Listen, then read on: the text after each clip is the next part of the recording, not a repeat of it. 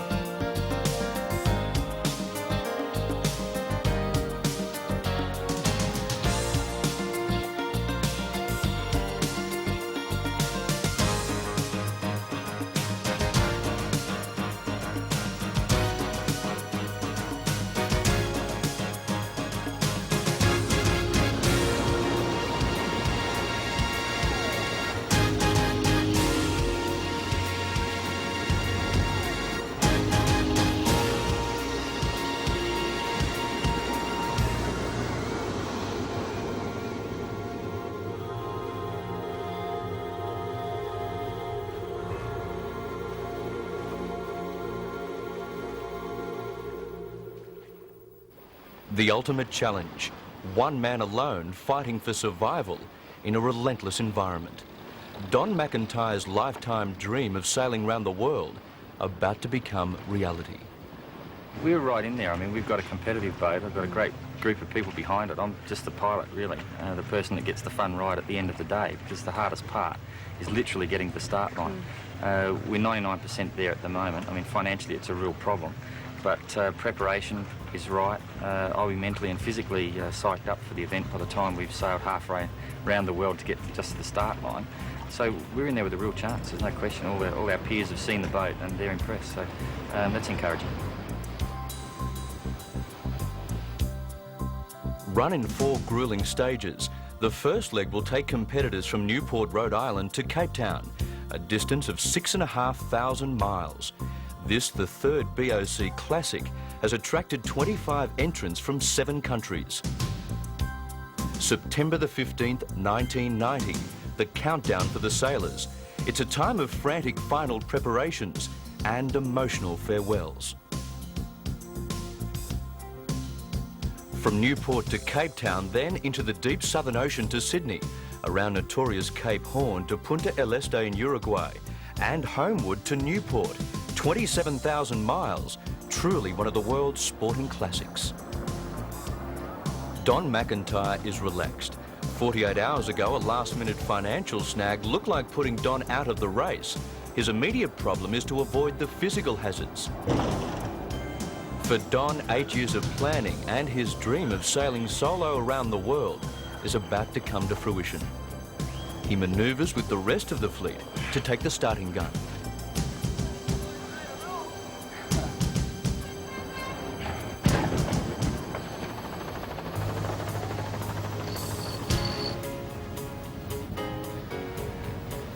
Well, we're underway.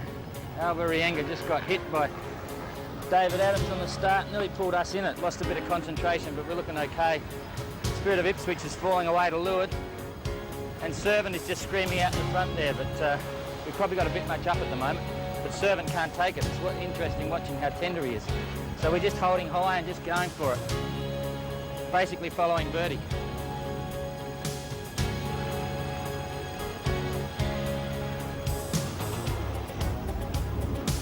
Where's Margie? Every bit a part of Don's BOC campaign is his wife Margie. Having sold everything they own, including their home, to fund the challenge, Margie has thrown herself fully into the venture. As head of his support crew, she'll stay in daily contact with Don and meet him at every port of call.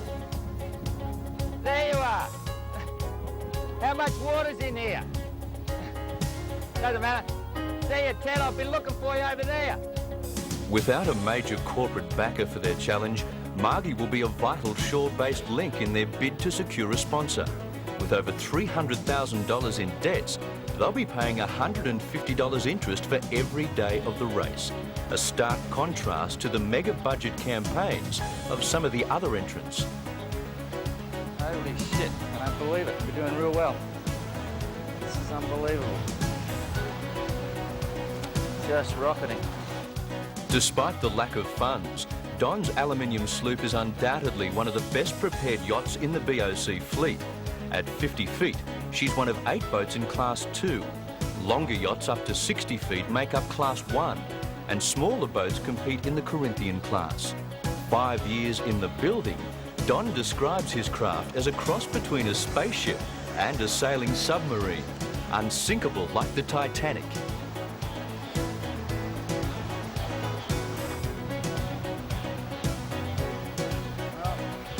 Ted. 6 weeks to Cape Town. Holy shit, what have I done now? Remarkably, I feel fine. Feel absolutely fine. What makes Don's challenge unique are the 4 cameras and microphones installed above and below deck. They'll provide an amazing insight into the physical and emotional hardships endured during this 9-month solo voyage.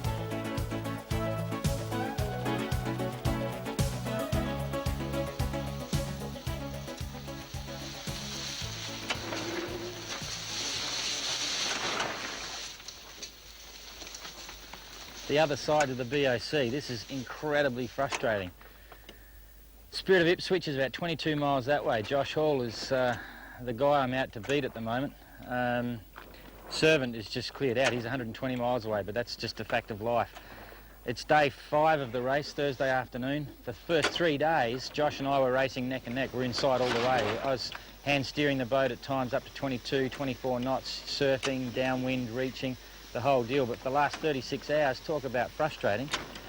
We were side by side, quite literally, and then I decided to head a bit more south. Josh headed off to the east, and that was the beginning of coming undone, you might say. Josh picked up a bit more wind than me, and yesterday he was about 10 miles in front, although he was on a beam of me on the way to Cape Town. Right now, he's got breeze and I don't. There's nothing I can do about that. I've just got to sit here and take it as I please. I can't even turn the boat around. Look, there I am, I'm hard locked. Nothing happens. You're just slopping around here. And it's not even the doldrums. I mean, crikey, we're only about 700 miles out of Newport, so who knows what to expect. Half the fleet, in fact, has picked up just the other side of the weather pattern, and they've gone. They're clearing out. They're sailing at 8 and 10 knots, and I'm still stuck here. I'm probably, I've got another 20 miles to go, say, that way, before I get out of this area of no wind. And I've been sitting in it for 36 hours now. It was very slow sailing. Last night for 8 hours I went nowhere. It was just glassy calm like this, no moon, just the sky and stars, and that was it. And it's just so frustrating. I mean, all we want's a boat race, but the weather, that's a whole new ballgame.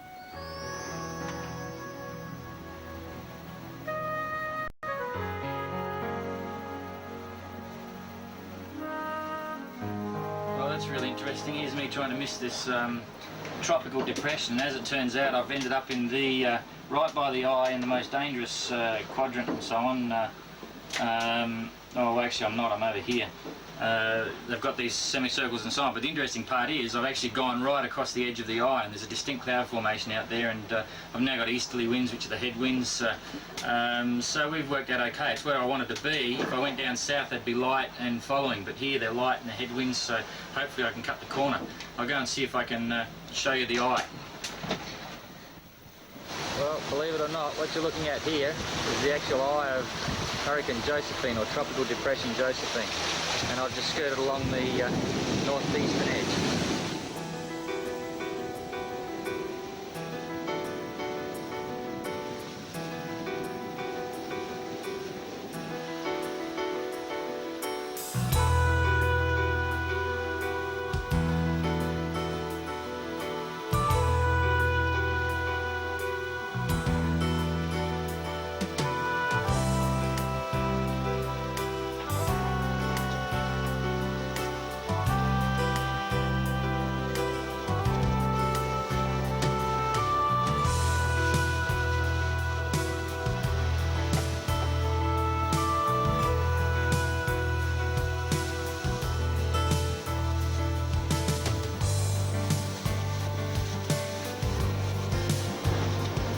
Well, here we are.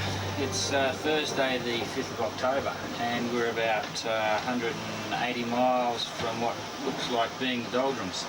Right now it's 95 degrees in the cabin, it's stinking hot, and I'm surrounded by all the latest and greatest. I've got GPS, I've got weather packs, I've got radios, I've got sat-navs as well, I've got autopilots, I've got radar detectors, you name it, everything. But right now the single most important piece of equipment is my $27 car 12-volt fan, which is right there. That goes 24 hours a day to try and keep me cool. So all this sort of stuff is really great, but boy, right now I'd be lost without that fan. It's so blooming hot. 95 degrees, humidity's up around 80%, and it's going to get a lot worse too. We can't open the hatches because of all the water coming over, so we've got to grin and bear it. A couple of other little interesting things. I mean, I've got all this gear.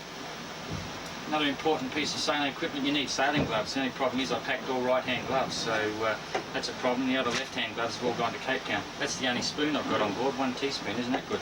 I don't have a mirror, so I don't know how bad I look. You'd probably figure that out for yourself. And this is the only bottle of shampoo I've got for 7 weeks to Cape Town. So far I've managed to use 2 shampoos and I've got about that much in the bottle, so it should be just enough to get to Cape Town. I'll save one last one for when we arrive. Never mind. We're sitting in a pretty good position. Josh Hall on Spirit of Ipswich is about 60 miles south of me, but I'm further to the east, and I reckon that's the best spot to be. The Servant is still stuck in a hole with headwinds way down south. He's probably 1,000 miles or southeast of me, and I reckon we might even beat him to the trades. We've got to keep fingers crossed on that one, haven't we? So this is the BOC. It rolls on. It's a long way to Cape Town, and geez, it's surprising. I didn't put a big figure on it being quite that far, but there you go. They say 6,300 miles or something. We actually sailed about 8,500 miles to get there. So certainly a long way. They didn't bring many books. Tim wouldn't let me. It's too heavy. Never mind.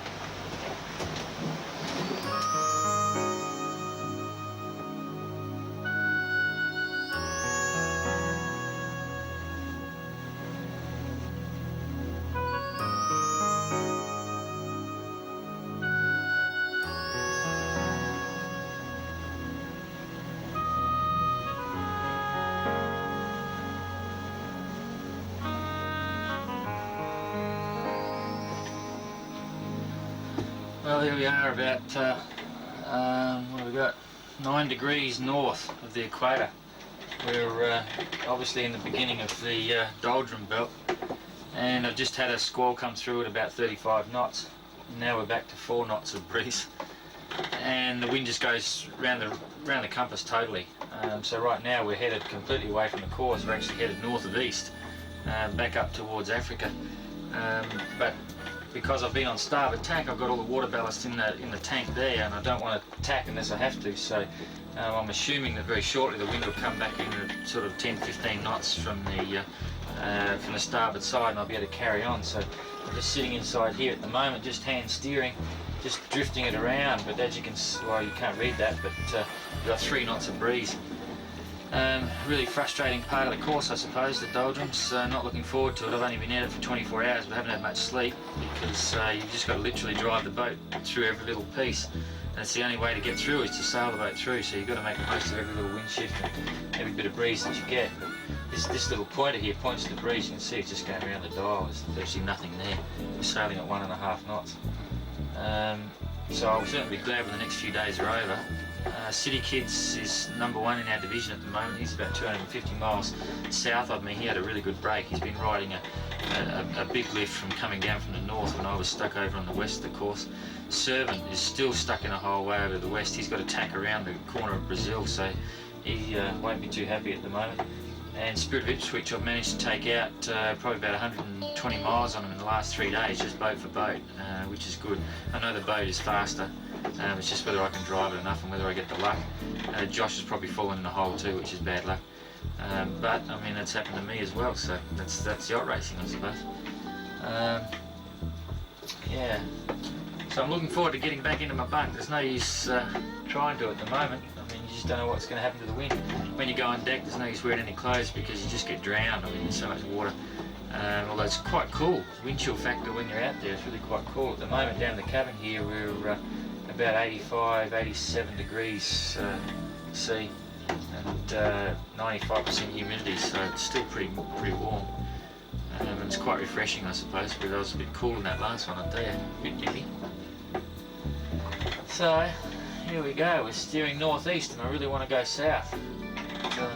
We're only going at northeast at 1 knot, so it's not a real drama. So roll on the equator.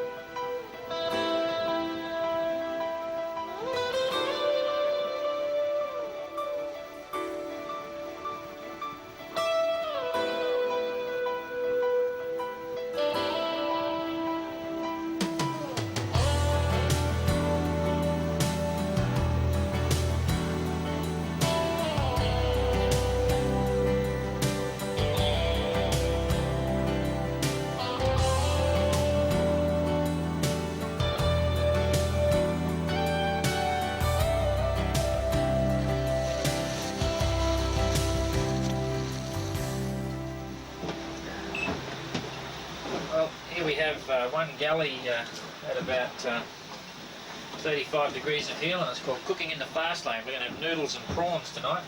So what we do is very simple, 3-minute special noodles, place into boiling water and give it a bit of a smash with a fork. Look at that, not a problem. 3 minutes time, that'll be boiling and nice and simmering and, you know, sort of doing its whole deal there. And when we get to that stage, we drain the water off, and then you add 1 packet of prawn flavour and 1 tin of prawns. Give it a stir. Voila, you have prawn noodle. So we'll just go back to a commercial break, viewers, while I do this, and I'll let you know what the end result's like shortly. Well, there we go. 3 and a bit minutes later, prawn flavouring, noodles and prawns. Smells unreal. Bit of butter in there too, just to make it, you know. Tastes good too. Not bad. Not bad. Here we come, folks. We're about to be on the equator. Stand by. 0.13 of a mile. 0.1, 0.9, 0.8, 6, 5, 4, 3, 2. We're over. Here we go. We're over. Here we go, folks. Hang on to it. Hang on to it. Hang on to it. Out through the back. And there it is, folks. The equator. What you're looking at there is never been seen before. See that line on the waves? I think that's the equator. Yeah, definitely. So now, for all of you folks that have never really been on the equator.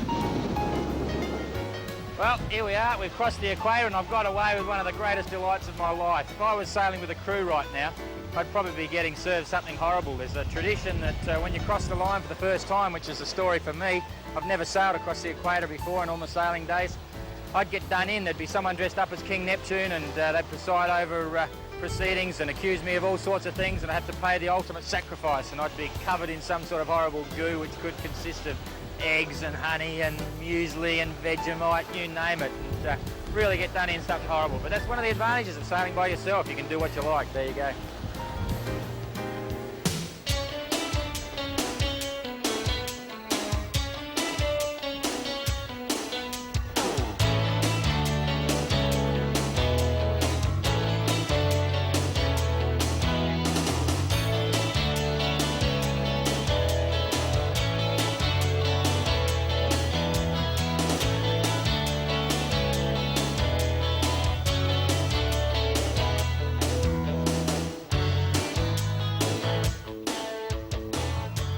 With his equatorial shenanigans complete, Don's mind returns to the serious business of ocean racing. His main Class 2 rival, Jack Boy on Project City Kids, is 2 full days in front, and every day is bringing Don closer to the rigours of the Southern Ocean.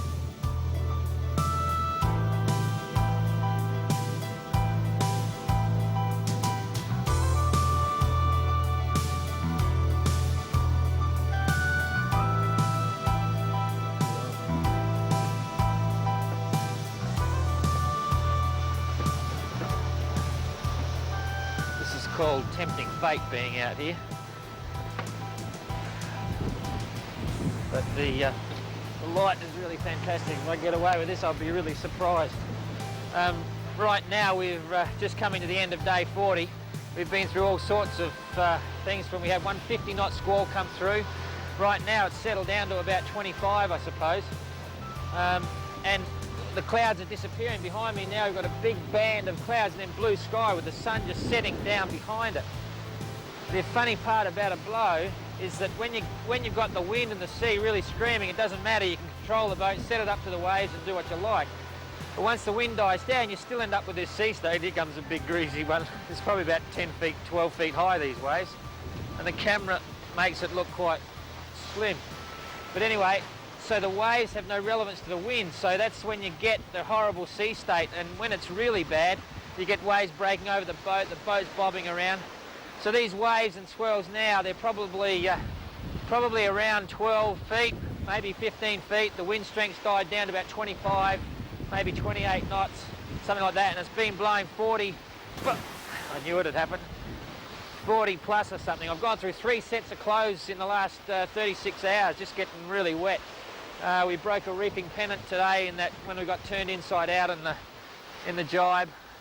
But basically everything's fine. I've got all my autopilots happening perfectly. We're still 100% and we're on line to Cape Town. We're averaging about 9.2 knots at the moment and I'm looking forward to some blue sky, I tell you, but I'm not going to tempt fate anymore. So I'm going back down below. See you later.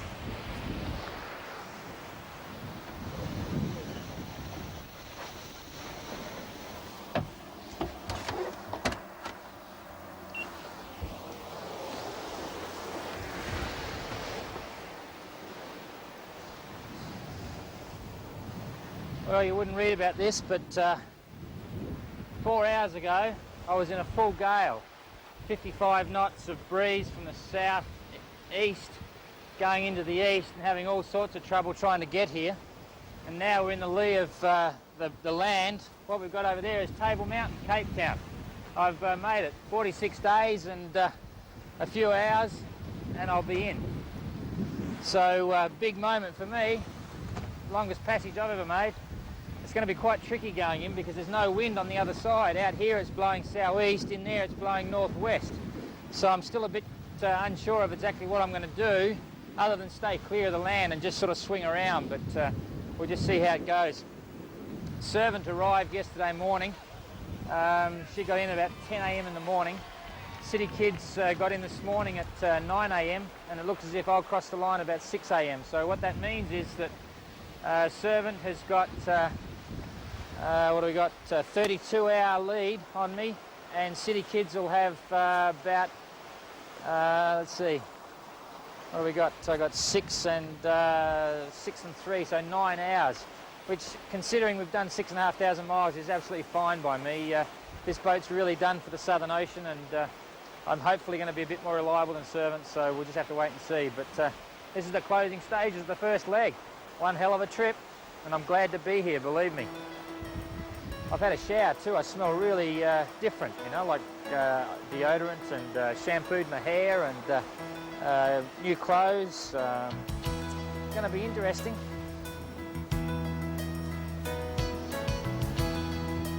Should be in about 2 hours.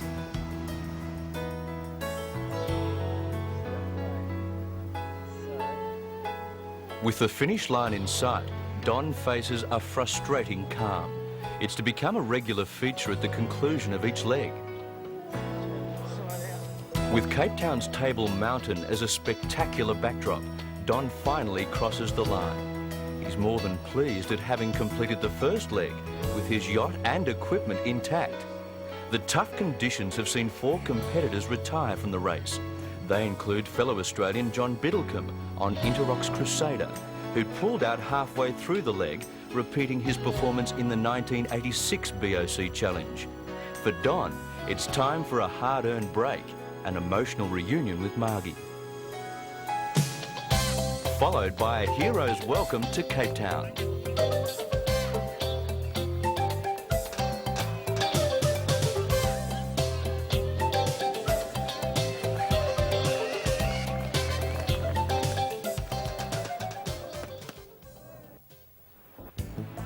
The next 2.5 weeks is devoted to preparing for the second leg, a leg where icebergs and gales will replace shipping and hurricanes as the major hazards. Don's boat manager Tim Edkins is on hand to meticulously check every piece of equipment. In Cape Town, the boat also undergoes a name change from Sponsor Wanted to Urgent Sponsor Wanted. Despite Don's creditable performance and Margie's efforts, little interest is being shown back home by potential sponsors. The heartache isn't confined to the high seas.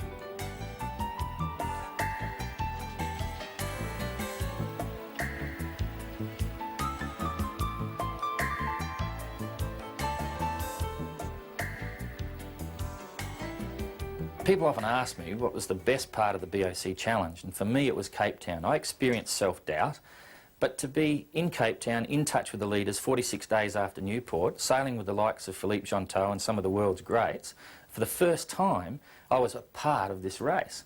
And then I had this spine-tingling sort of experience of anticipation heading into the Southern Ocean for the first time. The boat was built for the Southern Ocean. We had financial pressures, but Margie was just coping, and I was keen to get there, so we were off, back in the race. Love you, babe. Quick, go for it. Love you. All right, Tim. Love you heaps. Give it heaps. Oh, happy birthday, fellas. Thanks for the pickup. Yeah, thanks a lot. We'll give it heaps. Thanks for your help. Okay, see you later. Bye-bye, Ted. Love you heaps. Bye-bye.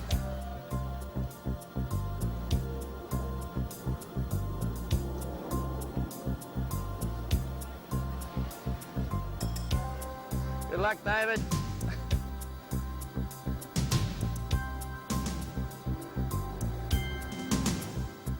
Ahead of the fleet, 7,000 miles to Sydney through the Southern Ocean, pushed along by gale-force tailwinds. Don and the two remaining Aussies are sailing for their home port. Where's the bloody start line? That yellow buoy and down there. Oh, beauty, thanks. Yeah, talking to the camera at the moment. David Adams is sailing behind me, giving me Mickey Mouse because I'm talking to nobody on board, so...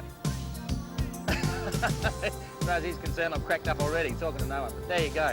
It's a sunny day. We're going to get clobbered when we get out. We're going to get probably 35 knots on the nose, so it's going to be a real interesting 24 hours, I think. Anyway. But last-minute problems almost see Don miss the Cape Town start. Sponsor Wanted was the last boat towed from the docks and joins the rest of the fleet with only minutes to spare.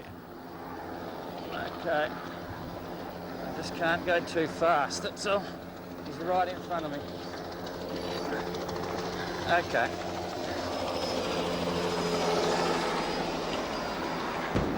There it goes. We're away on the second leg.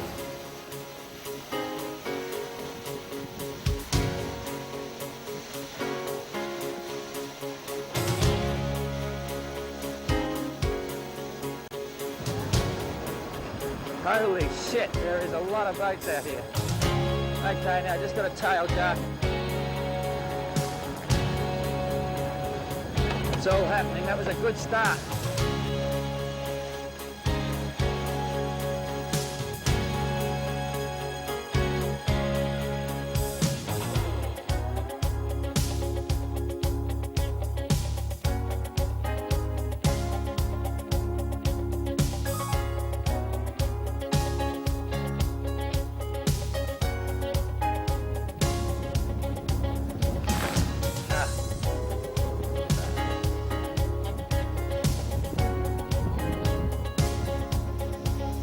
Don's happiness with being at sea once again is marred on the first night by a rare bout of seasickness, no doubt caused by problems before the start. There'd been a fire in the generator, 2 malfunctioning autopilots, broken wind instruments and a bunt soaked in kerosene. Margie returns to Sydney where she'll work to pay the bills, continue her efforts to find a sponsor, talk to the media and encourage her husband when his morale is down. Quickly back into a daily routine, Don ponders the arrival of his first Southern Ocean gale. He'd never been there before. He's racing the boat hard, sleeping and eating when he can, but always talking to the Australian media in daily interviews. Don and Margie both know it could open the door to a sponsor. Without one, they don't really know if they'll leave Sydney for the third stage.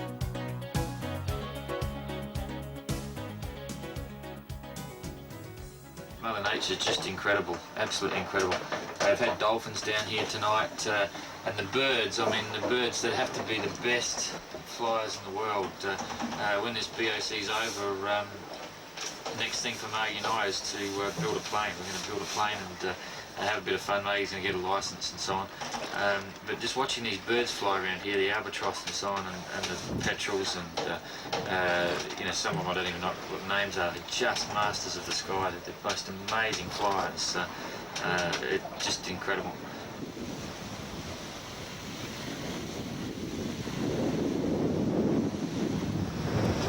Well, straight up ahead, about 1 mile is City Kids. Straight off my beam here, about 100 yards is a bunch of whales. There's big whale tails and everything, you name it. City Kids tipped me off. I'm hoping there's no more in front. I don't know whether you can see all that, but there's some really big whales in there. It looks like a pot of about 20 or 30 of them. Hopefully you'll get a tail in a minute. There goes one, just off to the side. I don't know what type they are. There's a good tail. Boy, I tell you what, they're on the nose. Look at that. Wow, what a beauty. Well, this is about as close as I ever want to get to a bunch of whales, I tell you.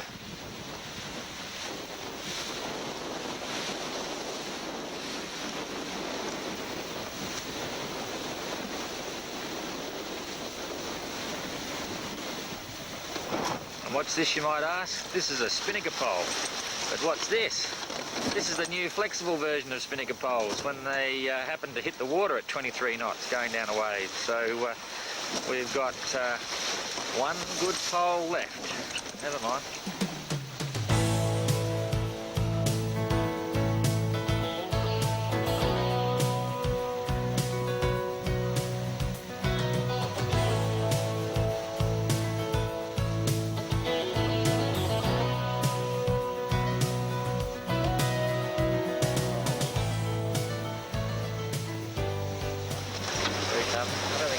What I'm bloody doing here. No, must be changing his mind. Anyway, so Josh is still quite a way up the front there, and I'm getting horribly bloody giddy trying to film this guy landing. Come on. No, he's bailing out again. Oh, bugger him. This time he looks set. Here he is. He's down. He's down. He's up. He's down. He's down. There he is. He finally did it.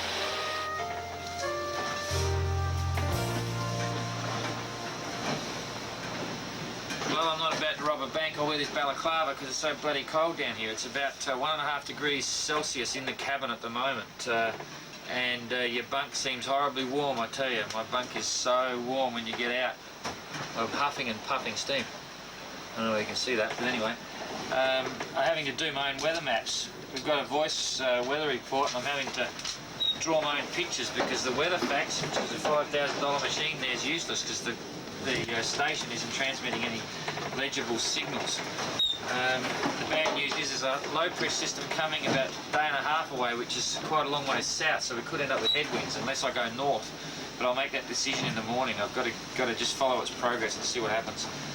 It's gusting 50 knots. We're getting laid down flat. I've packed everything away just in case we do get knocked down, because there's some big seas building just as it was dusk, and it's going to happen sometime. So just want to make sure I'm ready for it. Anyway, time will tell. We've got a sked coming up shortly, so I'll have a chat to the other guys and see what goes on.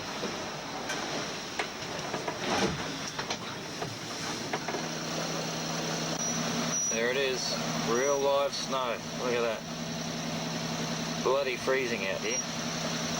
Just about make microscopic snowballs out of that one.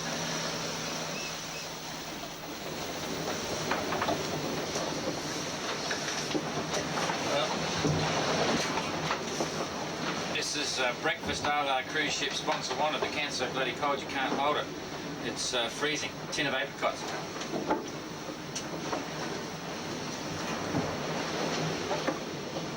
So, I'll tell you a funny story. This is how your mind plays tricks on you down here. The Southern Ocean is incredibly intimidating. The lead up to the story goes like this. I've hit a whale. I've detected a problem with the rudder, so I'm really a bit edgy about some parts of the boat and the keel, you know, because it really socked this whale really hard. Anyway, every time I'm out doing something, I'm always thinking, you know, is something going wrong? I'm always checking the rudder, things like that. So the other day I'm sailing along, I'm hand steering because it was a pretty good day, the sun was out, and we're sailing at about 12 knots. All of a sudden, for no apparent reason, I mean, it was still blowing, for no apparent reason, the boat sort of goes dead in the water. And, you know, I'm sort of steering the boat, and we just went from sort of 12 knots down to about 6 knots, and I was turning the rudder and nothing's happening and things like that. And just prior to that, I'd been down below and there was a few things had fallen around. I have the companionway door shut, and I've been thinking to myself, geez, anything could happen down here when I'm in the cockpit and I wouldn't know what's going on. So my immediate impression was that all of a sudden the boat had got incredibly heavy. And for a split second I thought, shit, we're sinking. So I dived for the companionway, I just let the wheel go, dived down below expecting to see water up to my waist, and there's no water here.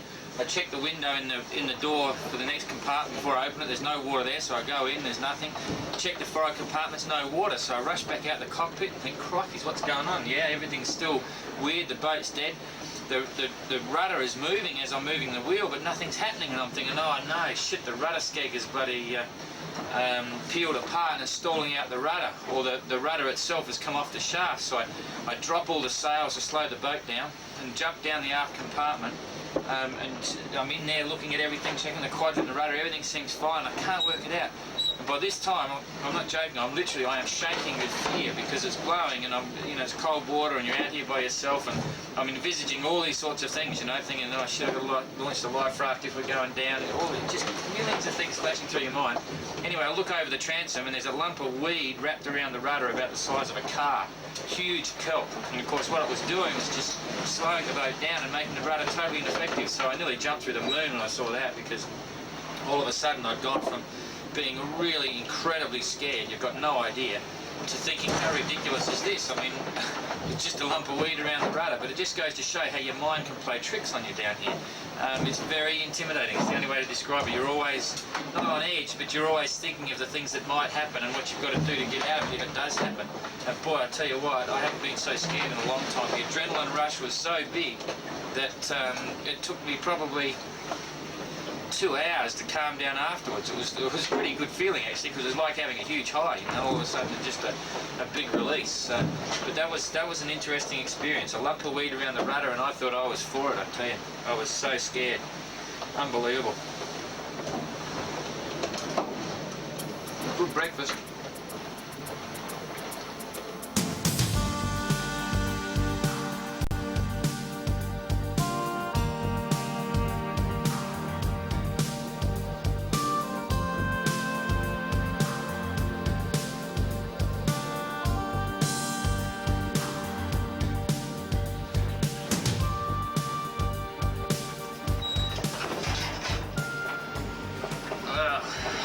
Problem with my bloody hands. I don't know whether you can see that. All my skin's just flaking off. I've just come down from cropping the storm staysail and putting the storm jib up. We just blew out the storm staysail, and I've never seen so much wind. It must be 70 knots out there. It's absolutely screaming. I was literally having to go and crawl on the foredeck, and hands and knees, and I nearly got washed over the side, which was fun. Anyway,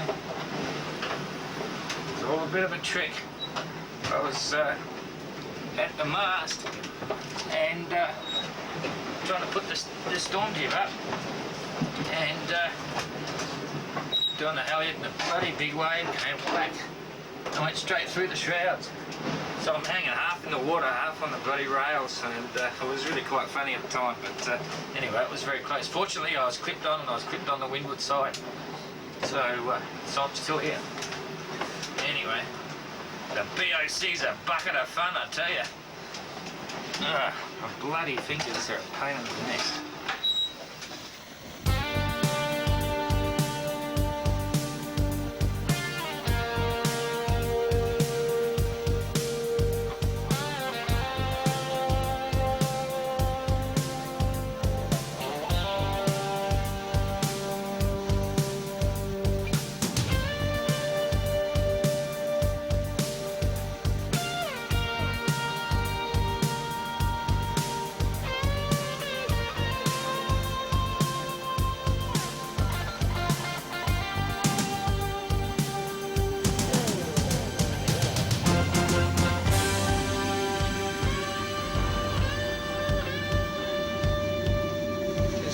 happens after a knockdown. We just got laid flat and everything is everywhere. That's stuff out of the chart table, my book there. That bucket was on the ground. Everything's just gone crazy.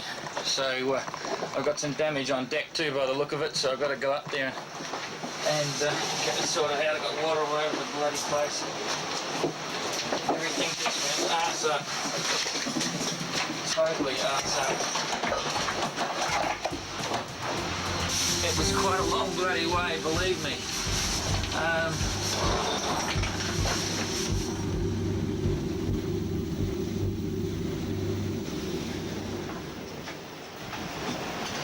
Things are getting really grim here at the moment. Whoa, shit. We've had, look at that, pumpkins on the chart table. We've had 3 knockdowns in about the last hour and a half, and believe it or not, I got one on film. Just unreal. Everything's turning into a shit fight down here. And things are a little bit grim, but we're still hanging in there. So, there's rubbish everywhere. Everything in the sink has been flying. It's just unreal. Anyway, things could be worse. Things could be worse. I better go and fix it all up and check on deck. That was a bad one, that last one. Real bad.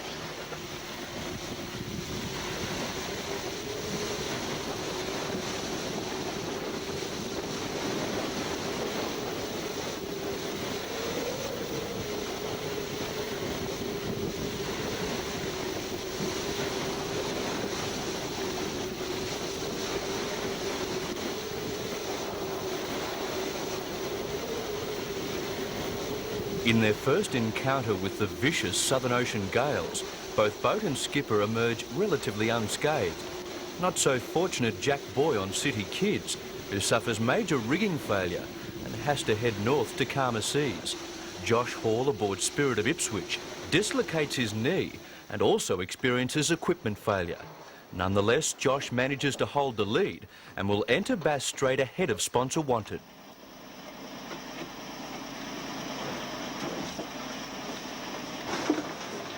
Jingle bells, jingle all the way. Oh, what fun it is to be in a BOC out of the way, hey?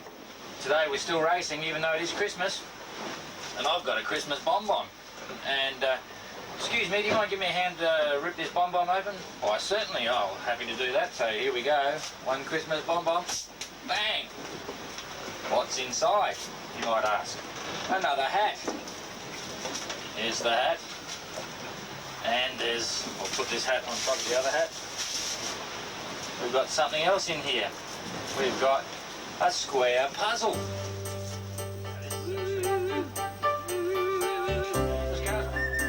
And jingle bells to the rest of the fleet.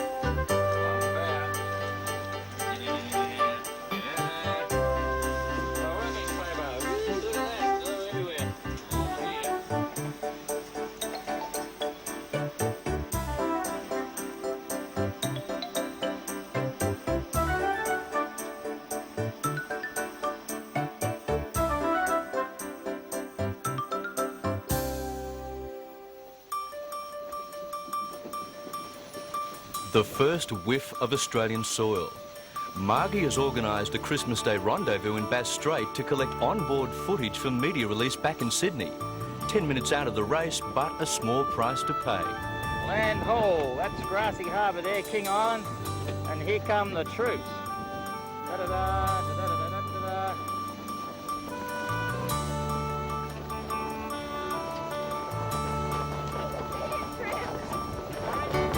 Did you like your Christmas present?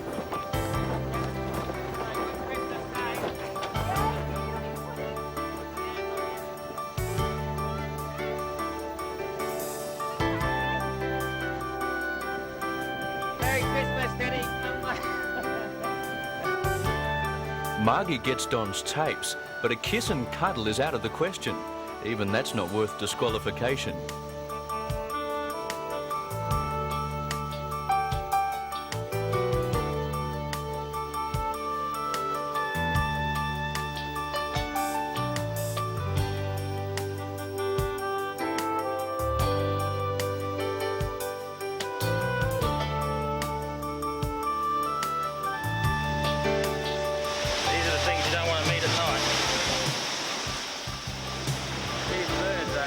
absolutely bloody everywhere. Just about to run over a patch of them. Incredible. All the way, see up that way? And all the way you can see down that way. Out of Bass Strait and into 50-knot headwinds before a dream sail up the coast to within sight of Sydney. The dream turns into a nightmare when for 14 hours Don sits becalmed. Friends and supporters share his sense of utter frustration as the race continues, but Don goes nowhere.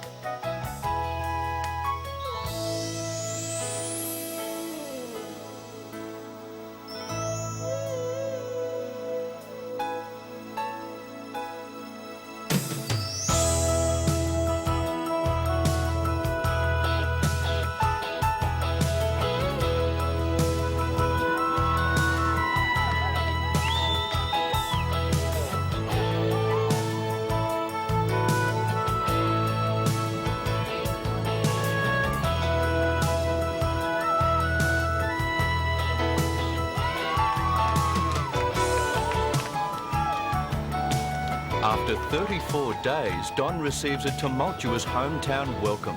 Although third across the line in Class 2, Don maintains second place overall.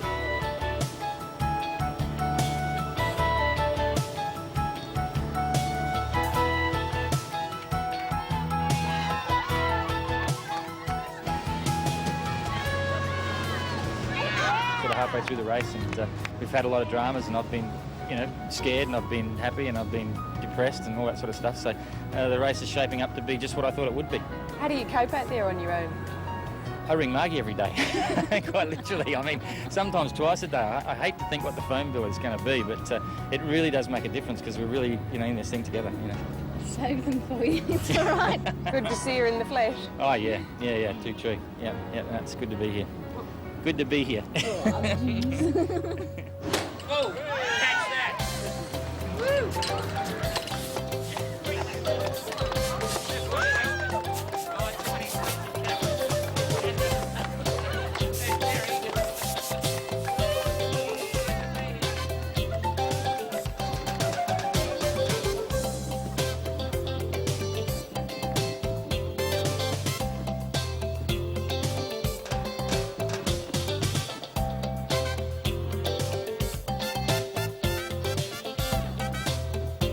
Robin Davey, on board the smallest boat in the fleet, sails into Sydney.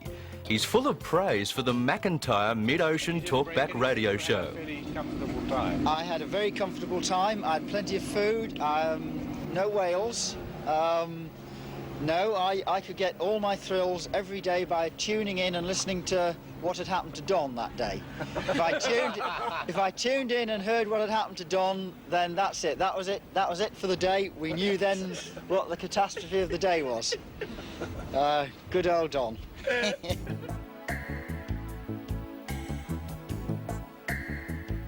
Back home for a 5-week break, the McIntyres finally secure that elusive sponsor. With millions of Australians following Don's progress on radio and television, a major bakery decides to lend support.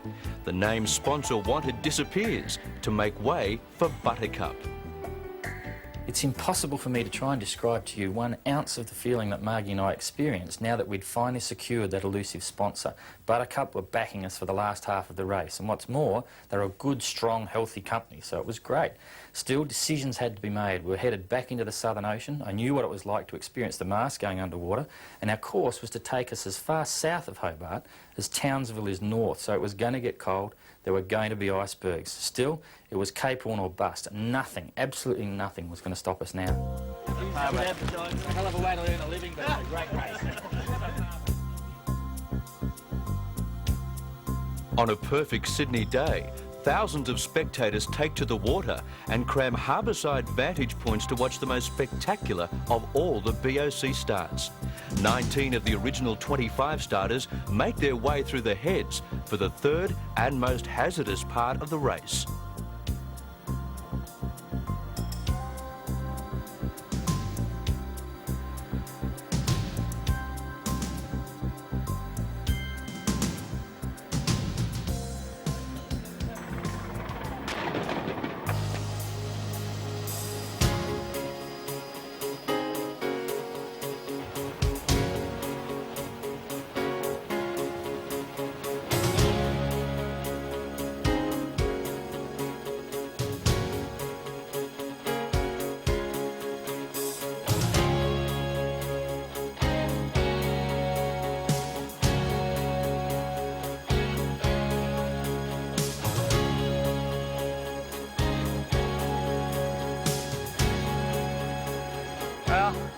So, we're off down to the Horn now.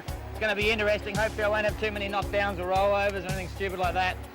Fantastic sailing at the moment. I was the only one to set a kite, but East Buttercup have got a good run, so here's to the next 5 weeks, and I'm certainly going to miss Margie like crazy, but never mind. From Sydney to Punta, another leg of more than 7,000 miles. The fleet is heading further south than ever before. History shows that for everyone, a life-threatening ordeal lies ahead.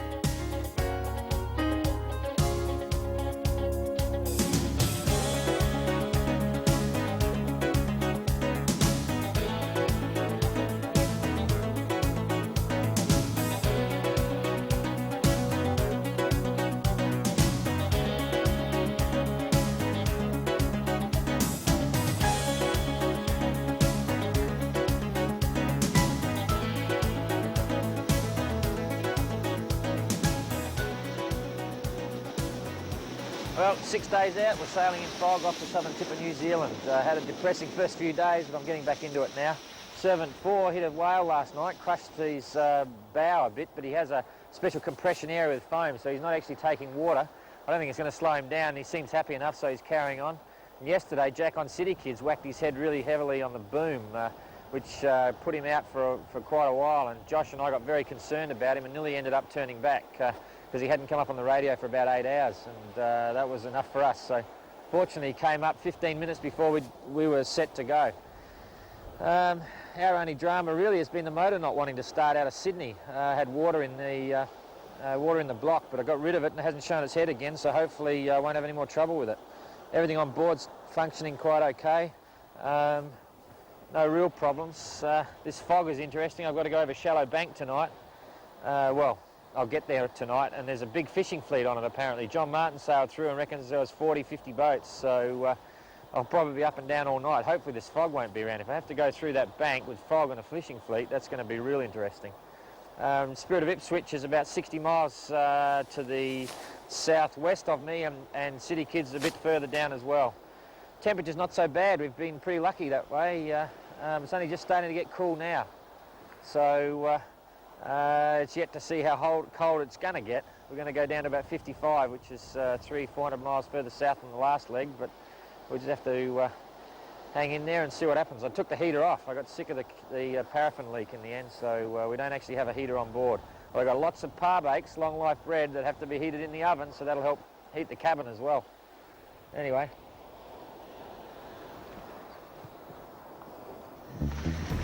This is called sneaking up on 2 seals. These guys are just sitting here and they don't know I'm coming yet. Look at that, just snoozing there. He doesn't know we're here yet, he's asleep. Whee! He still hasn't heard me. I'm gonna run over him. He's oblivious to the fact. Hello! Hello, Mr. Seal. Hey, wake up. Hey. Hello. They finally realised what's going on. Ah, that's a nice how do you do. Stick your rear end up in the air.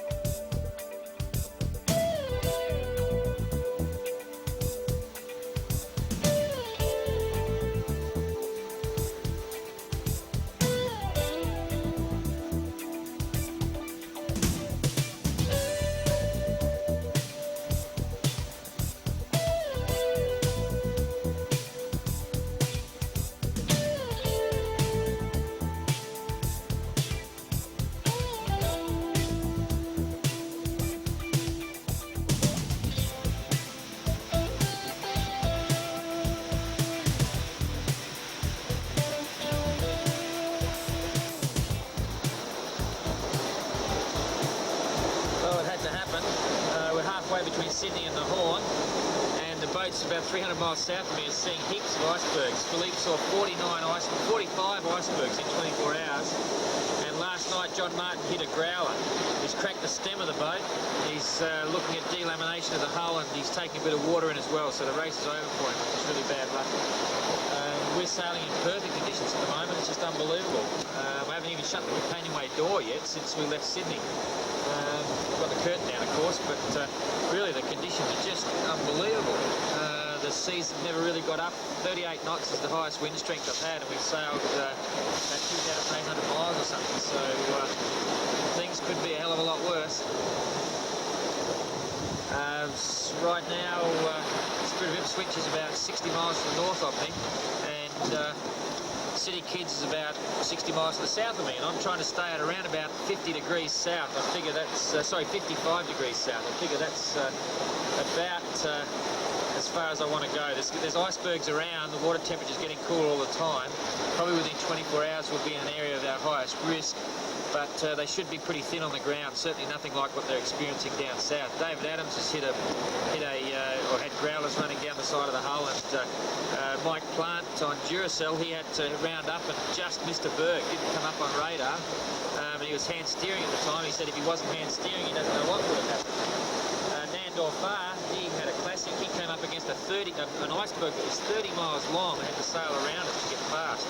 So it's just unreal. They've all been suckered down there because the weather's so good, and I'm sure if they knew the ice was going to be that thick, they wouldn't be there. There's just no way. The risks are too hard.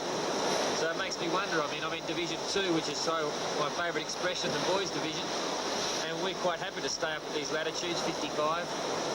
But if I'm going to do the next race in 4 years' time, I've got to go south. That's all you can do.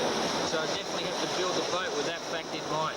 And it's going to be a hell of a way to sail around the world. I might as well enjoy life for the next 4 years. But yeah, the Pacific doesn't seem to be as bad as the Indian Ocean as far as as far as south goes. I mean, 55 south, that's a long way south for me.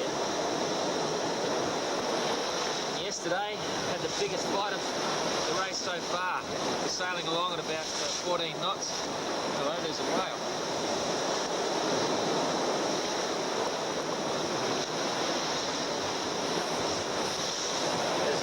There's a whale. What do you know about that? There's a whale. Now, can I get this bloody camera mount undone in time? There's a whale over here. Now I've lost him in the sun. There's a whale just over here. What a classic. I don't think you're going to see it. Just lolling around. No, you're not going to see it. What a bugger. Well, that's all very interesting. No, not going to come up again. There's a whale probably about 40 feet. Back into some real live action. I want to make sure I don't drop the bloody camera here.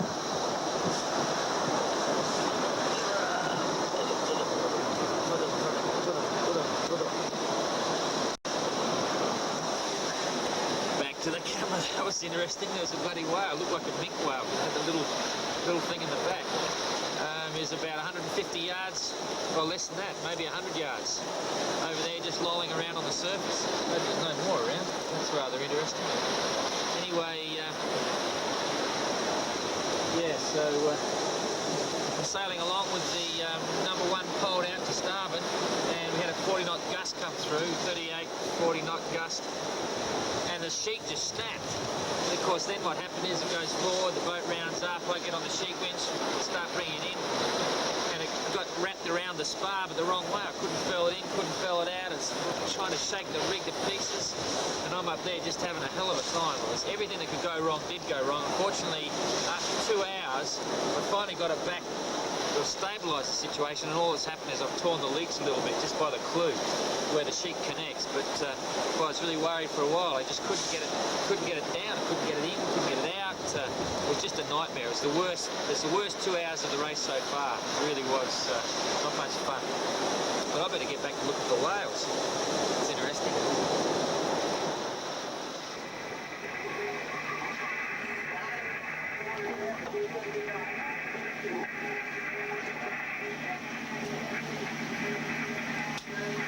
Well, we're in the middle of a 50-knot gale ourselves. We've got to take the main down. I've been on 4 reefs, and we've been getting blasted, something awful. Anyway, the bad news is that John's getting off his boat. Birdie's there to pick him up now. We've been sort of standing by for the last 4 hours, and it's not much fun out here at the moment, especially thinking about John, poor bugger.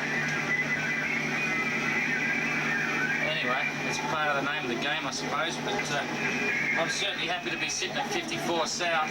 Those guys went down to 62. John whacked the growler, damaged the boat. He's hung onto it for 2 days, but the boat's just breaking up underneath him. So, fortunately, Birdie was within 20 miles of him when he decided to get off, and he's going to get out of it. Hopefully, he's got a transfer yet, which is always a high-risk situation. So, anyway, we'll see how it goes. He should be off the boat within the next hour or so. Last night we had 50 knots. Tonight we've got another 50 knots. The sea's all over the place. Actually, the sea's not bad tonight compared to last night. But I'm just back into cruising mode now. We just got to get home, you know. And I miss Ted. Anyway, all part of the fun. Oh, I got the radar going flat out, trying to find bloody icebergs, which is a nightmare. Poor old Josh, he got really freaked out last night because he was pounding into it and couldn't see anything. The radar's probably ineffective, and he was really worried about icebergs. City kids saw an iceberg tonight. I haven't seen any yet, but you don't know whether the radar's tuned up or not properly because you've got nothing to tune it on, so there's not much you can do. And it's bloody freezing outside. The water temperature's going up and down between sort of 5 and 9 degrees. So I'm right on the edge of the Antarctic convergence line, which is probably a safe place to be for the icebergs. There's probably very few icebergs up here. So just got to keep our fingers crossed and hope we don't hit any. Anyway.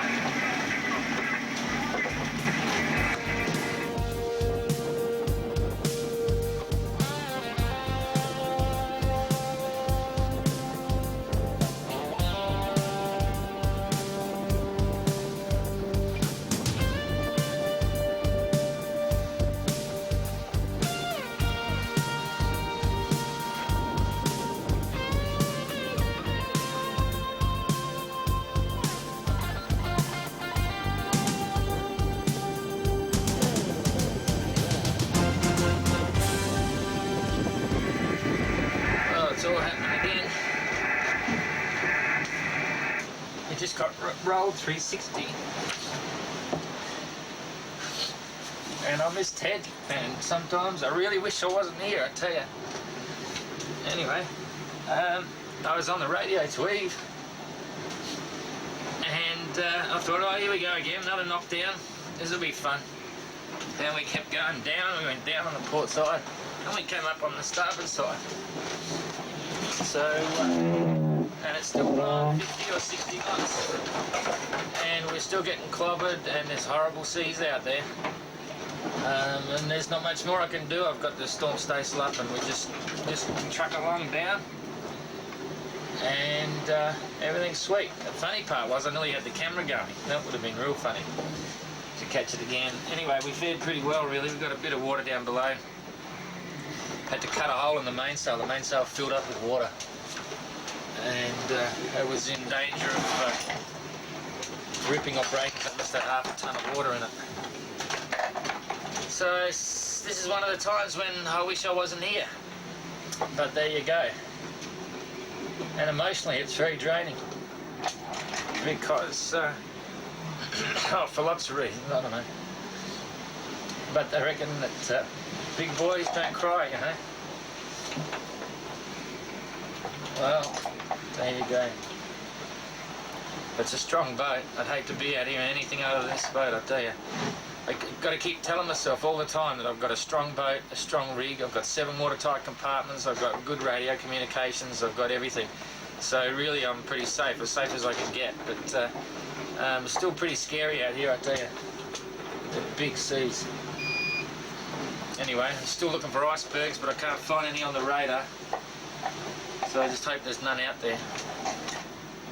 And we've still got about another 2 weeks of this yet. But this is a really big blow up front, and who knows what's going to happen. Anyway, it's just blowing constant. And I suppose, who knows, I don't know. It's all very grey, everything at the moment.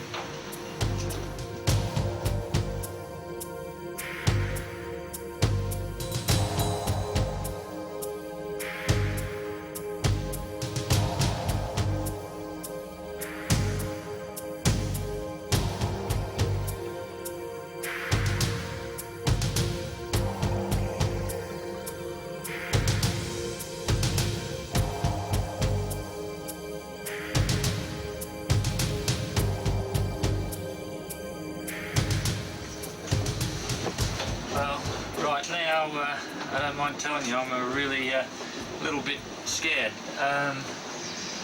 We're about 4 hours from Cape Horn, and for the last 18 hours we've had 50 to 60 knots. We've been knocked flat. I've lost count of the number of times. And the seas are absolutely diabolical. We've got shallow water, low visibility, we've got stacks of problems. I can't turn the corner once I get to the Horn. Jack's been knocked down a couple of real bad ones in the last hour. It's been a real nightmare. I haven't slept for about 3 days now. It's just the worst possible scenario for Cape Horn. I mean, it's just unreal. And I've been really scared, really, really scared. It's unreal.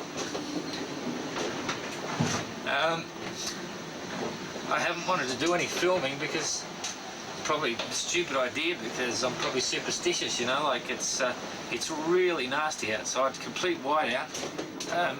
You never know when you're going to get hit.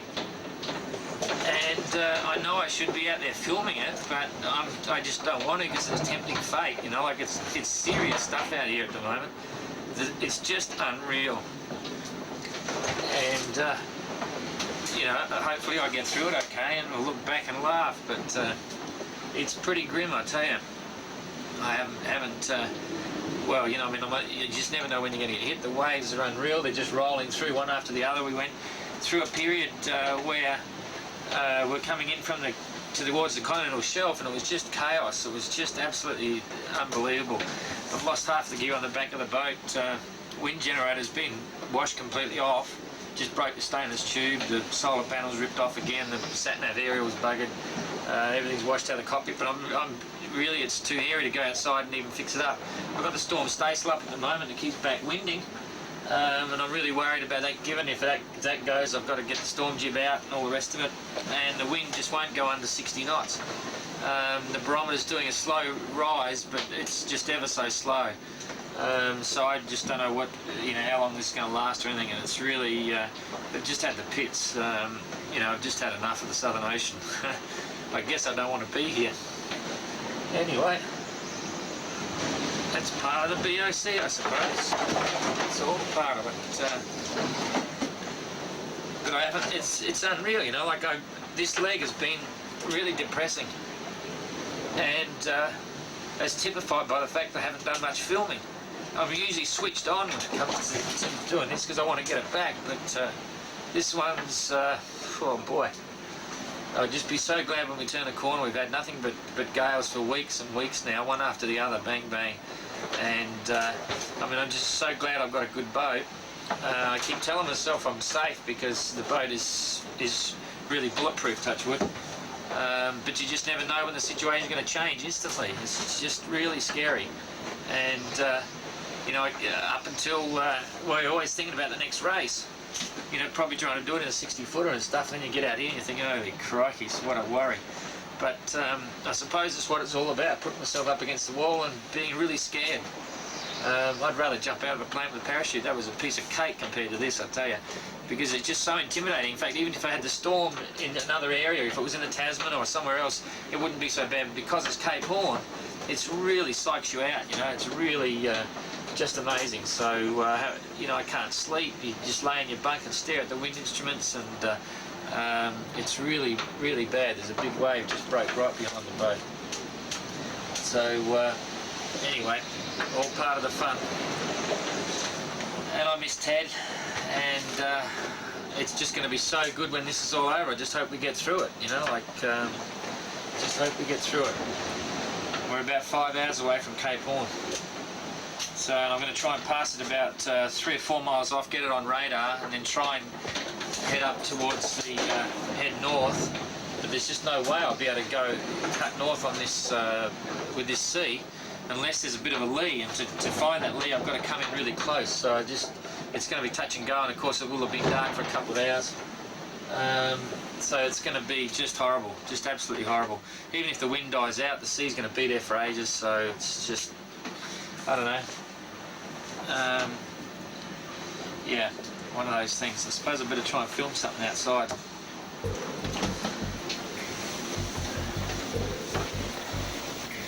See what you can see out the bloody window.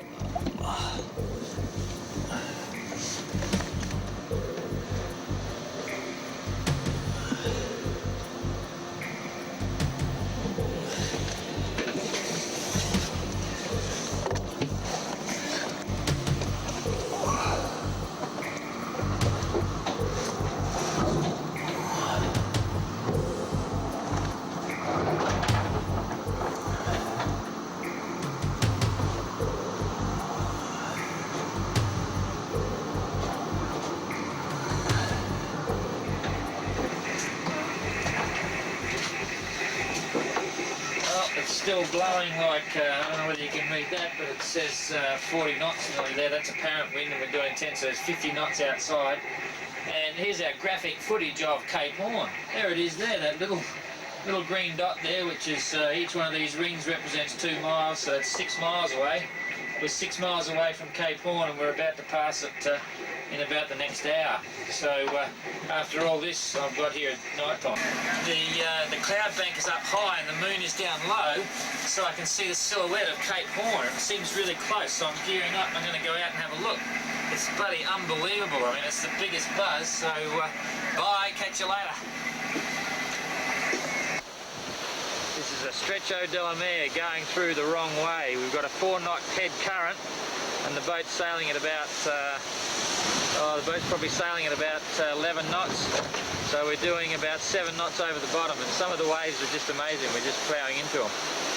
There's a ship coming through the channel there, and there's some amazing islands around the place. That cloud bank there is a huge front that's just come up behind me. 20 minutes ago I had 50 knot norwesterlies, now I've got 35 knots southerlies.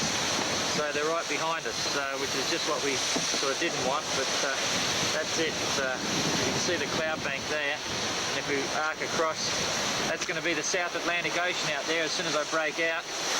There's Argentina coming through, and there's the cold front behind us. Look at that, what a beauty. And that back there was Cape Horn and all the boys. Here's the remnants of Cape Horn.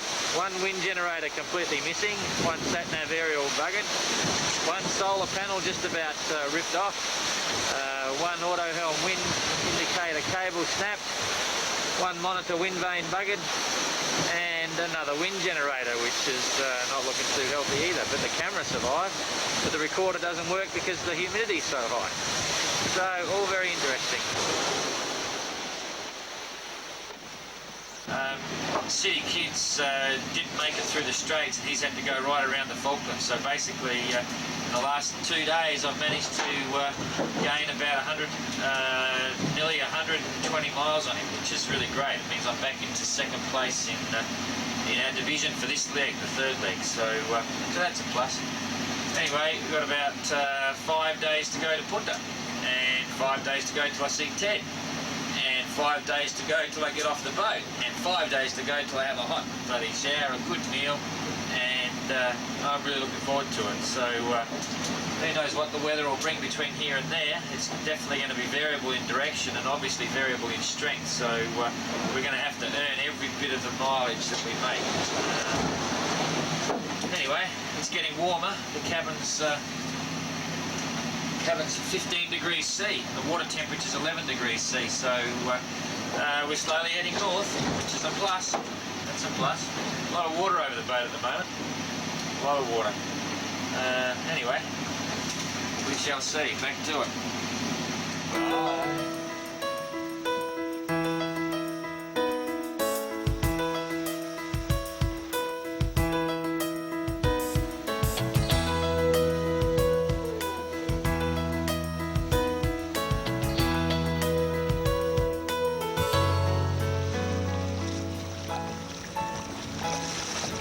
The BOC is not all about storms and gales. It really can be quite enjoyable at times. Now's one of those times. Not sailing super fast, but it's super enjoyable.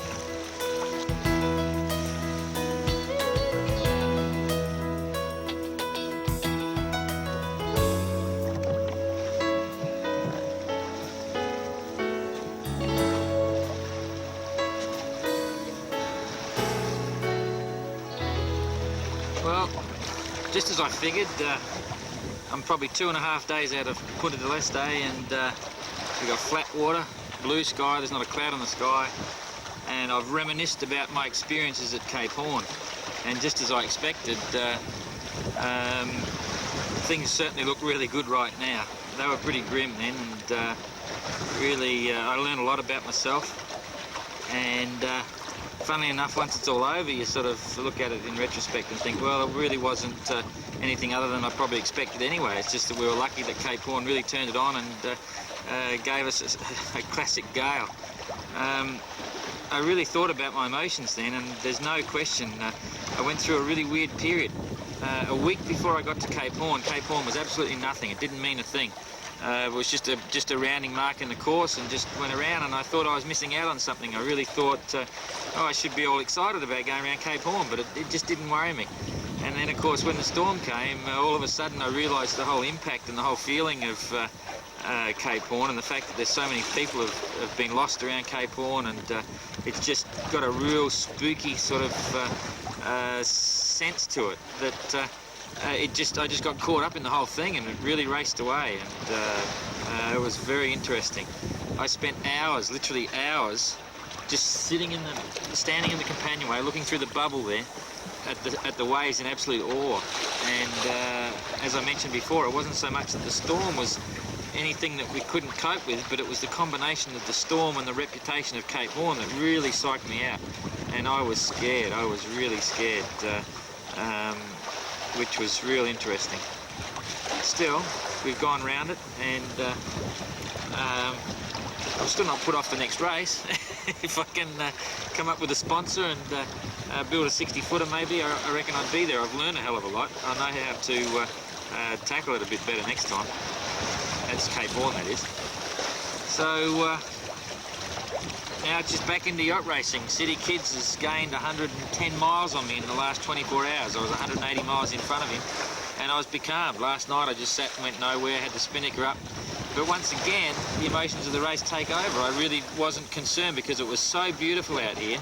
It was unreal. There was absolute glass out on the water, a perfect reflection of the stars, and it was just absolutely amazing. And it had a beautiful sunset with not a cloud in the sky. And really eerie yellow light, and then this morning a fantastic sunrise. So the race is starting to, I mean, it's important, and you really want to keep the boat moving as fast as you can, but all of a sudden I feel as if there's a huge release and I'm able to sit back and enjoy what's happening again. So whilst I might not necessarily be what would you say, the best dressed sailor in the fleet at the moment with all my Larry colours on, I'm certainly enjoying life. And it's kind of funny, Margie's in Punta. I'm really looking forward to seeing her and catching up, but at the same time I'm really going to miss being on the water again. I'm starting to enjoy it a lot now, probably because I know that the Atlantic is nowhere near as ferocious as the Southern Ocean. I mean, it can still get some really nasty storms, but I know what to expect up here, and I can sail the boat properly, and I think there's some enjoyable times ahead. So the worst of it's over, there's no question. And all of a sudden the completion of a dream seems imminent. I can see the finish line in Newport, and that's a hell of a bloody, it's a hell of a buzz to me.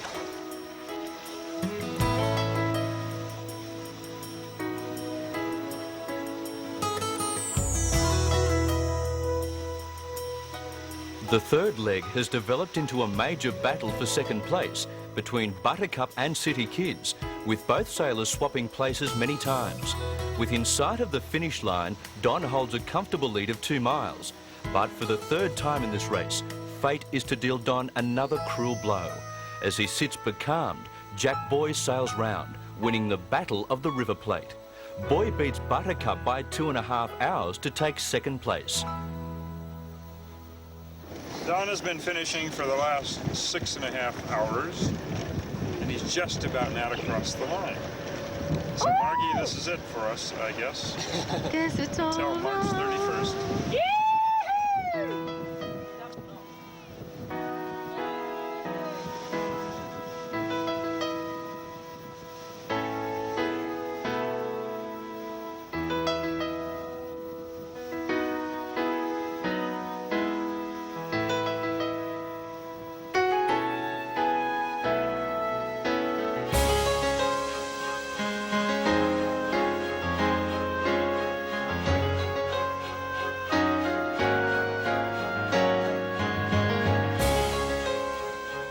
Line honours in Class 2 went to Servant 4, but Don can't wait to share a bottle of champagne with his main rival, Jack Boy.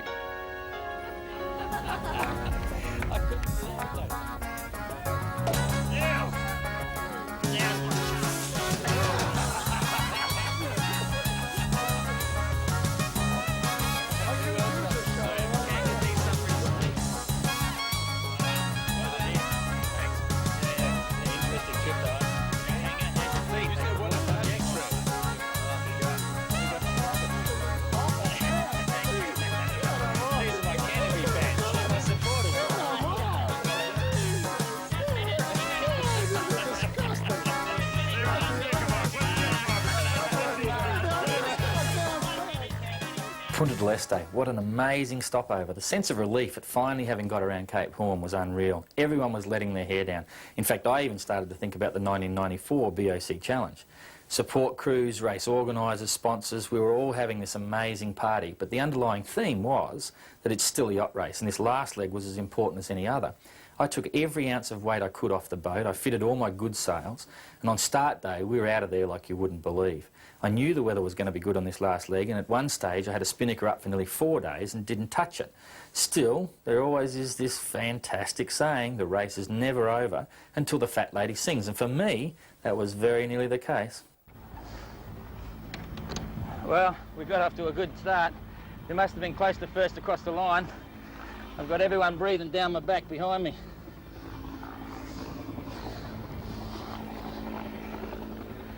Shouldn't really be doing this, but what the heck. There's Josh,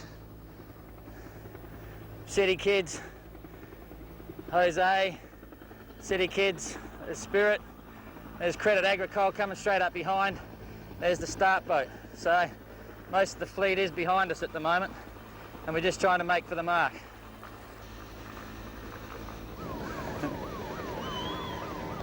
This is my spectator fleet, look at that, my #1 support crew. Smile! There she is, what a beauty. But I still prefer Margie. Hi, how are you?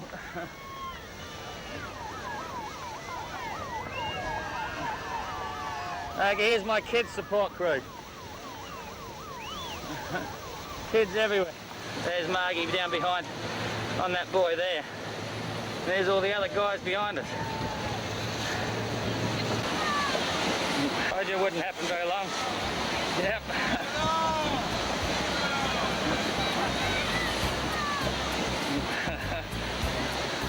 Yep. This is the second time it's happened. But he's about to take me now. It's just powering along. He looks really smart. You're a beauty. Now we just got to sail the boat. The Aussie skipper gets a dream start, crossing the line first and leading the field for 25 minutes. From Punta, the fleet faces a downhill run of 7,000 miles to the finish line at Newport.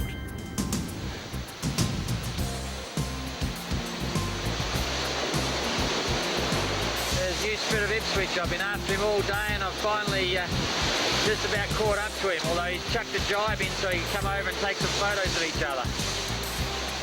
We're about a day and a half out of Punta del Este on our way to Newport. ex rivals. We're having a real good race together. It's good fun, keeps the interest up. There goes Josh crossing in front of me.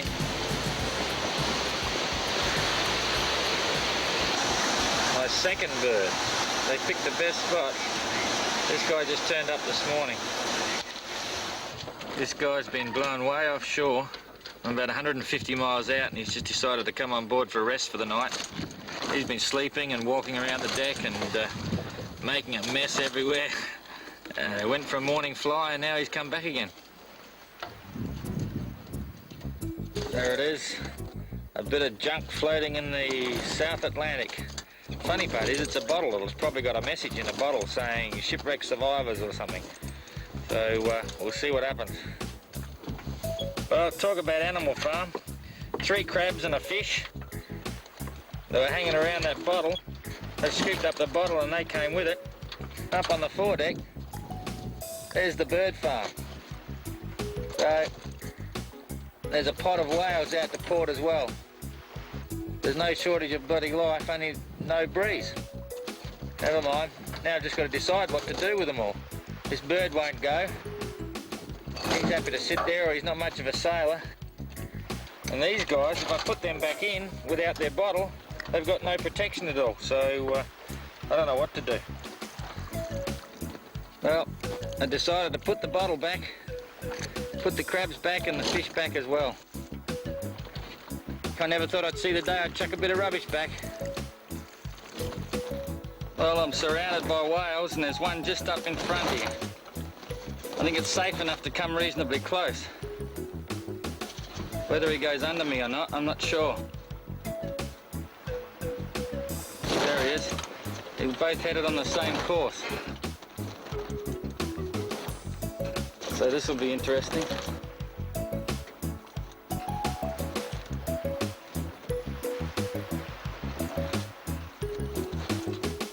Oh, I think he's gone down. He saw me coming.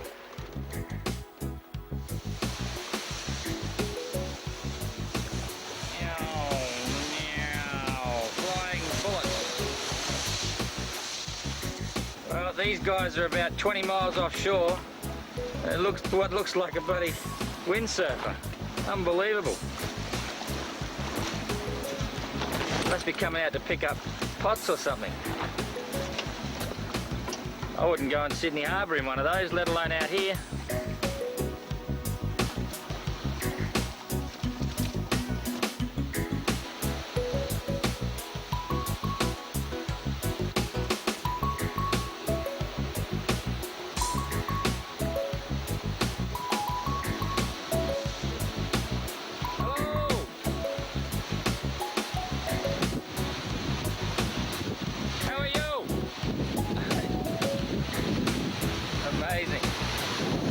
Probably wondering what the hell I'm doing here with no clothes on.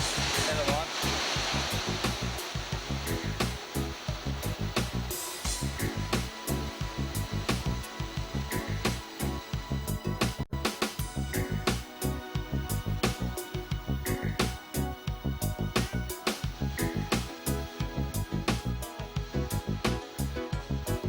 This is a typical doldrums rain squall.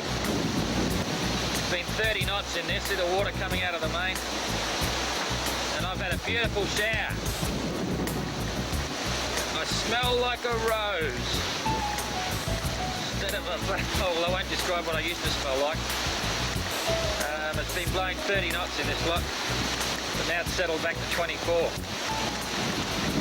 Well, this is the kind of sailing you dream about. It makes the Southern Ocean look a long way away, believe me. You know, like the chances of getting a knockdown out here are next to impossible.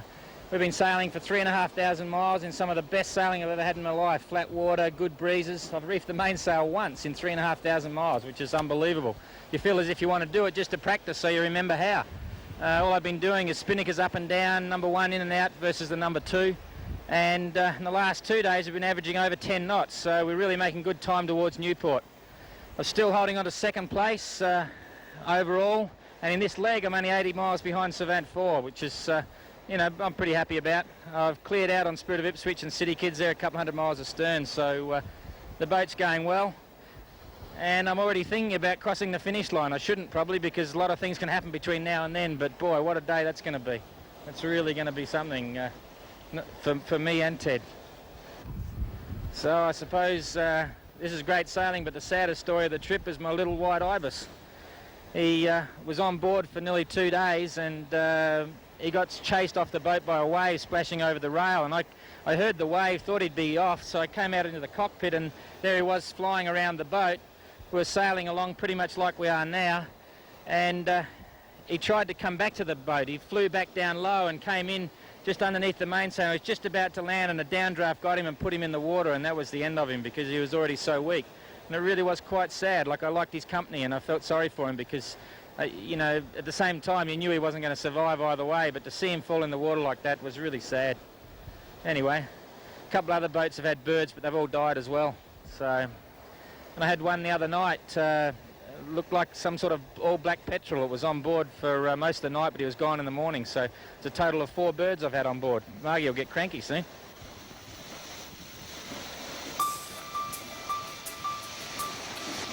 Trade wind spinnaker sailing, the best in the world.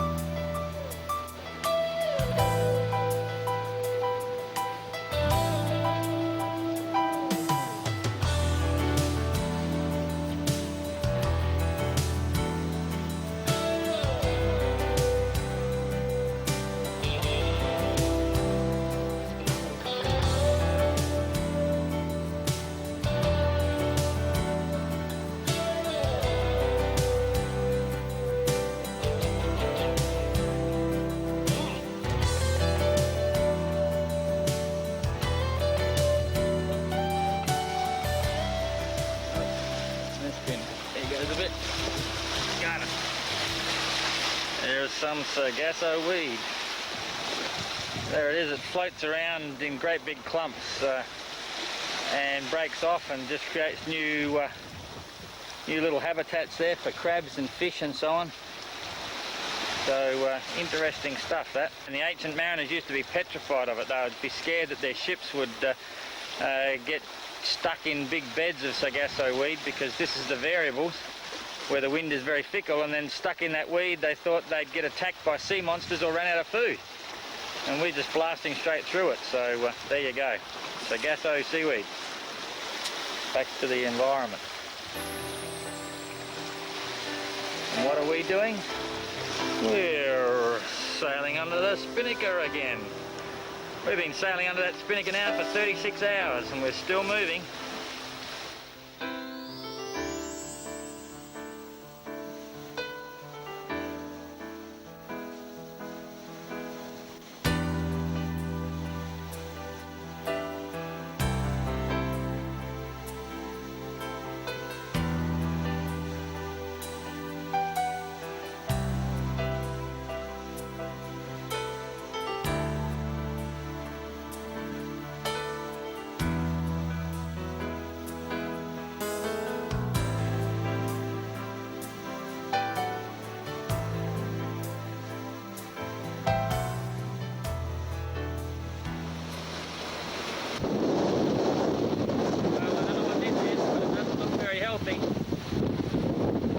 Closest thing we've had to a warm or cold front in the North Atlantic so far. Everything's been really mild, but I've got 20 gusting 25, and this cloud bank looks really interesting. So I've decided to hold the number 1 until we get into it, and if it does blow up, then we'll just run downwind until we sort out what's going on. But yeah, it looks kind of interesting.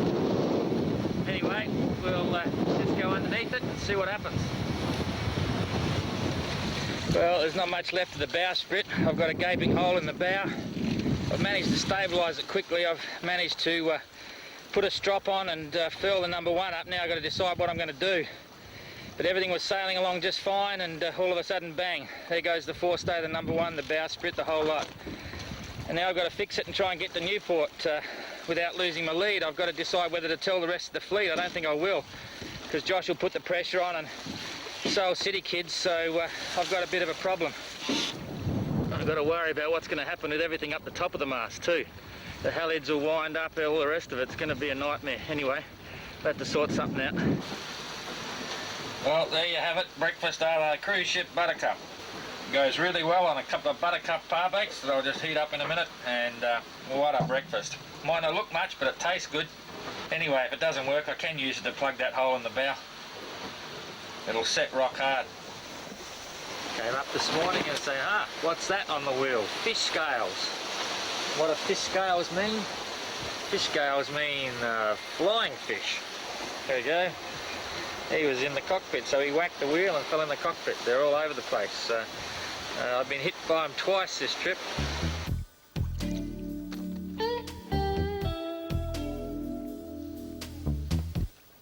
With less than 200 miles to Newport, Don is in second place, with Servant 4 already across the line. Josh Hall in Spirit of Ipswich is running third, with Jack Boy in City Kids falling behind into fourth spot. This was to be the finishing order overall in Class 2.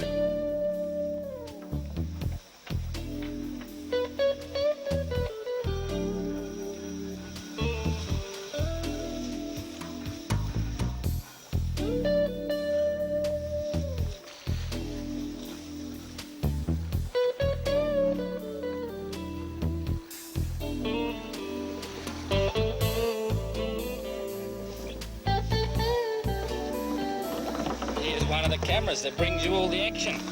There's the other camera. But I've been plotting this ship from 5 miles out, and we're on an exact collision course at the moment. That bearing line is being constant. He's sitting on it right now, so we're coming in close to 1.5 miles away.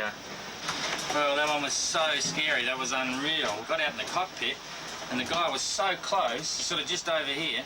I could see the bow wave spray coming off the boat from his nav lights, and I thought, crikey, he's close. So I immediately turned the wheel hard over, and we came down side by side, and the guys came out on deck from their accommodation down aft, and like they're putting the torch onto the boat, and it was lighting up the boat. That's how close we were. I mean, it was just unbelievable.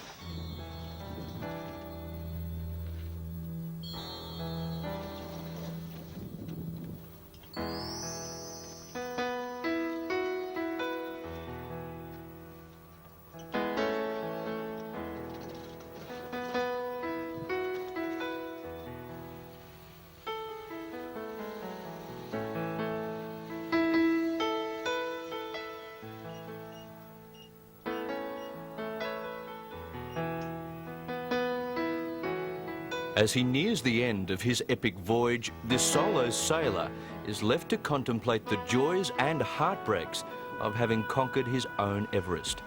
A classic Aussie tale of a battler who has sacrificed everything to make a dream happen.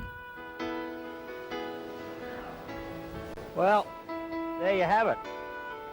Newport's 80 miles that way. If all goes well, I'll be there about midnight local time. Margie will be there, and we've done it. It's hard to believe. It's just hit me in the last few hours that it's just about all over. It's been a lot of pain and suffering. There's been a lot of good times, a lot of bad times. I don't know how Margie's been able to put up with what she has in the last 12 months. It's been absolutely unbelievable. No one will ever know what she's really gone through except me. It's hard to believe that the boat's gone around. I mean, it's hard to believe that I've sailed single-handed around the world. I can't believe it. It's just been one day into another, and it really wasn't that hard. It sounds funny saying that now, but it really wasn't. The easiest part of this whole endeavour has been doing the race. When you get out there and you're worried and frightened and scared, you sort of can't do anything about it. You can't get off the boat and go home. You've got to get back to port, so you put up with it, and you feel good once it's over. So I feel it's starting to feel a bit of anticipation of finishing the race, but I'm not letting it get to me at the moment. But I know I'll be pretty phased once we cross the finish line and I see Margie. That's going to be real interesting. Would I do it again? Of course I would. Margie wants to go again. I want to go again. But we'll never ever do it this way. We'll go with a sponsor. If we can't get a sponsor, we don't go. Simple as that. I don't really want to sell the boat, but I have to. If there's any way that we can possibly hang on to the boat, I'd really like that, because I've really become attached to it. She's looked after me really well, and it looks as if we're going to come home second, which is amazing. Our priority was just to finish the race. So I look back on all the things, and it's like a movie. I mean, all the things that I think have happened in the last 9 months are just incredible. So there you go. Let's go to Newport.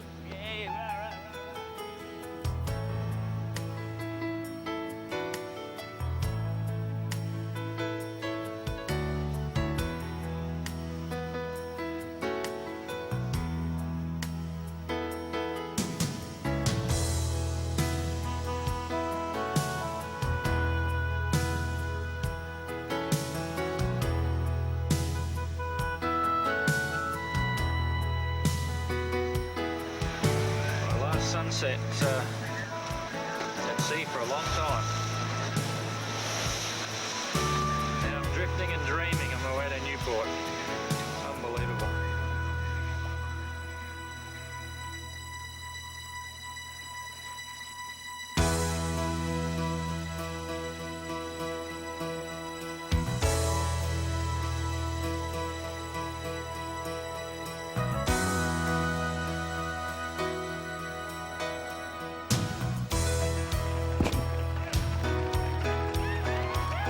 This contagious victory signals a lifetime of adventure for Don and Margie McIntyre.